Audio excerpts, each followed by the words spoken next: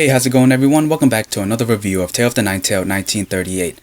This was definitely Rang's episode because we saw him being troubled about what Muyeong told him. Plus, we got some mercenaries who are killing other gods. And here's the thing, I know in other cultures there are different gods. There's crops god, money gods, water/well, but I would never imagine that a toilet god would exist. No offense, must stinks being that type of god. Well, let's not beat around the bush. Let's get to it. So Rang was troubled throughout the majority of this episode because of what Muyeong told him. He understands why Yeon was so happy when he saw him and so protective towards him. The guy was so angry, confused, he felt weak. He felt like he didn't need anyone anymore. But I love how Yoi stayed by his side and still wanted to marry him. If that's not wifey material, I don't know what is. Later, Rang started to play a gambling game where it wasn't for money, it was for a lifespan, which one of the mercenaries happened to be at, but I'll get to him in a moment, and his gang. Rang gambled the majority of his life away. Yeon found out, was pissed off at Rang on why he would do it, but I think at that moment, Yeon figured out that Rang knew what would happen to him in 2020, so Yeon started to gamble to save Rang's life. Turns out the other god that Rang was playing against was cheating, so after deciding to play fair and cutting his hand off, Yeon won by cheating.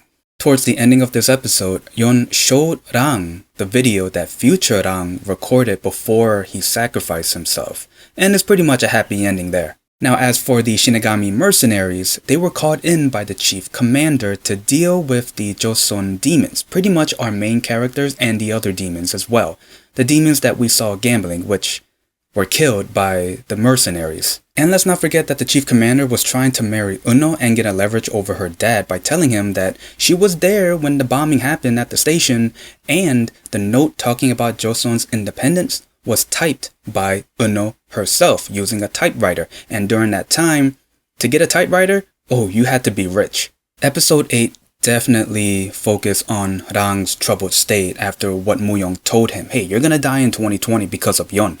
Because he told him that, Rang, he felt so angry, confused, he didn't need anyone anymore. He just started to get angry at Yoi, but even though Yoi felt the anger towards her, even though it wasn't her fault, she stayed by his side, still wanting to marry him, still helped him, and if that's not wifey material, I don't know what is. It would have been nice if we got another episode of Rang trying to avoid Yeon, still blaming Yeon, not spending a night at the hotel, stuff like that, to really drag on him being very troubled. But with 12 episodes, you can only show so much before going back to the main plot.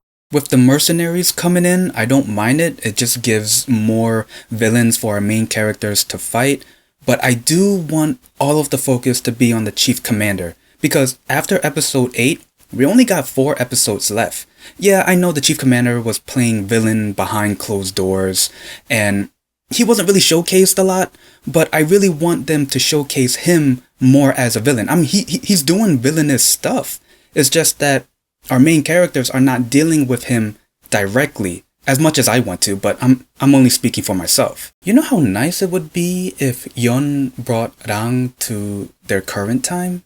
But that means he has to leave Yoi.